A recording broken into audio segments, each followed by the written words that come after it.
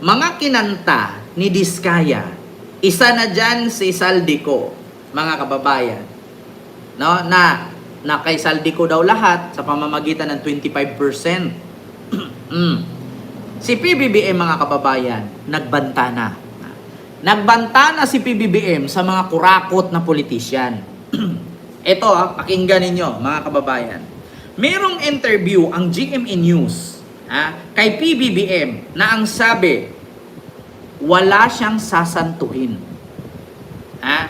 Walang sasantuhin, mapakamag-anak ka man, kaibigan at malapit ka kay Marcos. Eto na, mga kababayan. Download the trip. May ads lang Save on your first booking. Tingnan ninyo, mga Claim now. kababayan. $20 off. May ads lang. Si PBBM nagbanta na.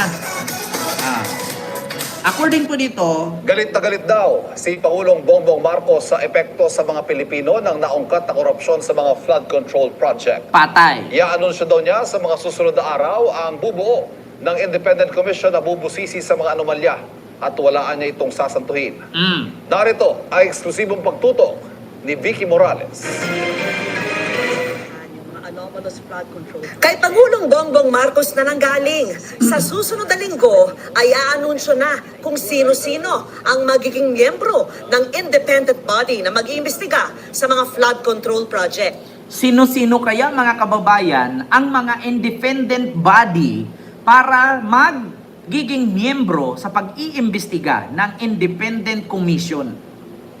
Ako, mga kababayan, sino kaya ito? Ayan na! Continue! Commission. Wala pang formal name. Pero yun ang binubuo namin. Independent Commission para imbestigahan. Ito nga ang mga lumalabas na anomalya sa mga flood control project. Yung mga personalities, ayoko namang maunahan ang actual na announcement dahil hindi pa solid talaga. Pero malapit na. 3 ang magiging miyembro ng komisyon. At ayon sa Pangulo sa aking eksklusibong one-on-one interview nung Sabado, wala sa mga ito ang magmumula sa gobyerno. Wala sa mga ito ang itatalaga ni PBBM na nagmumula sa government. Ngayon, sino kaya? Sino kaya, mga kababayan? Wala daw sa government magmula ang ilalagay niya sa Independent Investigation Commission body. So sino kaya, mga kababayan? Continue. Paano sila maiba po sa mga existing agency like COA, Ombudsman? They're completely separate from government. But how powerful will they be? We will give them all the powers that are necessary. We will give them all powers at unnecessary. Putang ina. Kinakabahan ako. Parang ito na yata yung nako. Ito mga kababayan. Sabi nga ni PBBM, para sa mga personnels or mga vloggers, no, mga influencers na maghahatid ng balitang ito. Wala daw sa government. Wala sa government. Ito para sa akin, mga kababayan, hindi ko po pangunahan si PBBM kung sino dito. Ang naisip ko kasi, either si Abalos at si Trillanes. Kasi si Abalos not in government right now. Kasi hindi nga siya nanalo pagiging senador. Si Trillanes not in government right now kasi hindi nga siya nanalong mayor. So, ang sa akin lang, hindi kaya si Trillanes at si Abalos pasok dyan?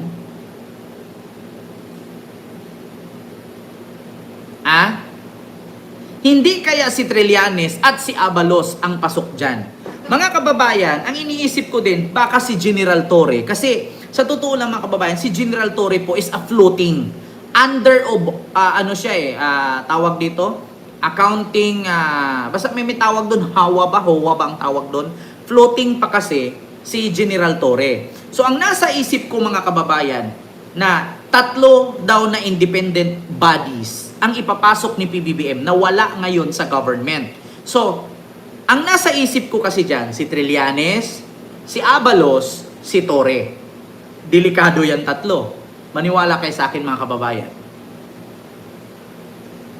Delikado yung tatlo. Torre, Abalos, Trillanes. Alam ko si Abalos kung gumalaw yan malinis. Si Torre kung gumalaw yan malinis. Lalo si Trillanes may napatunayan na. Narinig nyo naman ang sabi, wala na galing sa government. Lahat hindi sila government member. So, ang nasa isip ko agad, baka ang ipasok ni PBBM dito, si Trillanes, si Abalos, si Torre. Mga kababayan, ako, gusto kong i-share sa inyo, hindi pa nangyari, mga kababayan, na nasilip ni PBBM itong flood control corruption, napagplanuhan na niya ito. I will tell you frankly mga kababayan, napakatalino ni Marcos. Napakatalino ni Marcos. Bago pa pumasok si Marcos pagiging presidente, hindi pa siya nanalong presidente, may plano na. Hindi pa siya nanalong presidente, may plano na. Bakit? Tandaan ninyo, hindi pa nag-umpisa itong investigation sa flood control sa DPWH. Matagal nang hiniling ni PBBM na ilagay niya sa posisyon si Torre. Ngunit ang sabi nga ni Yussi Claire Castro, sana tanggapin na ni General Torre ang alok na posisyon na noon pa man hiniling ni PBBM at noon pa man plano na ni PBBM yan. Noon pa yan niya plano.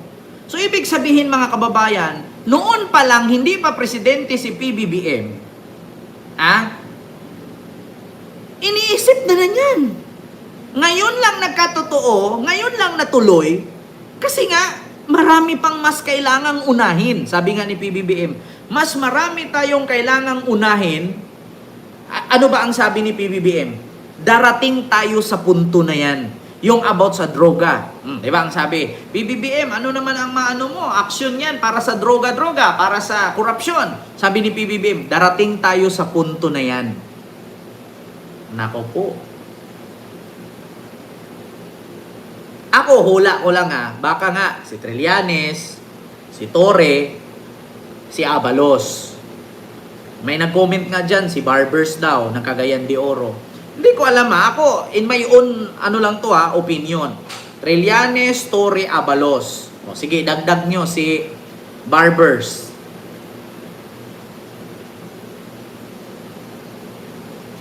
Naku, mga kababayan. Continue natin, continue. Ito pa. For them to come to a conclusion, to come to some findings, para meron naman, alam natin kung ano yung nangyari. At hindi man ibinunyag sa ngayon kung sino-sino ang mga ito, nagbigay ng mga clue ang Pangulo. Kailangan daw na mayroong abogado o isang justice. Kailangan din daw ng investigador at forensic accountant. Potangay na, pasok na pasok. Abogado, Abalos. Investigador, Torre. Investigador, Trillanes. Kita nyo naman yung pag-iimbestiga ni Trillanes, mga kababayan. Lahat yun. Lahat yun. Pasok na pasok.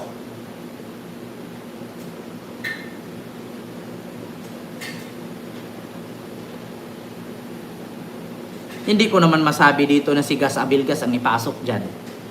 At sasabihin, di umano, isa sa mga kurakot nga, nahuli at gagawin di umano ni PBBM. Diba? Hindi naman po pwedeng si Gas Abilgas at si Ed Caluwag. Anong gagawin ni Gas Abilgas at ni Ed Caluwag doon? Magdadala sila ng mangkok, tapos pipitikin, ting! Ayon sa di umano, may aswang? Nako, di umano. Hindi naman po pwede si Sara Duterte ang ilagay ni PBBM dyan. Gagawin niyang investigador.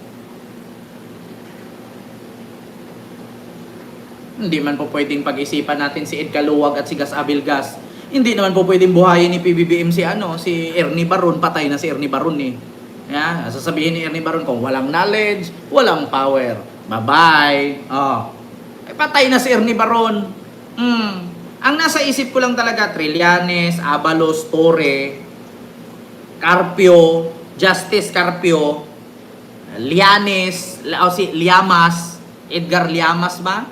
Oh, eh, hindi ko lang alam ha, mga kababayan. Basta ako, ako, sabi ko sa inyo, pag ako ilagay dyan, unahin ko talaga imbestigahan si Saldico.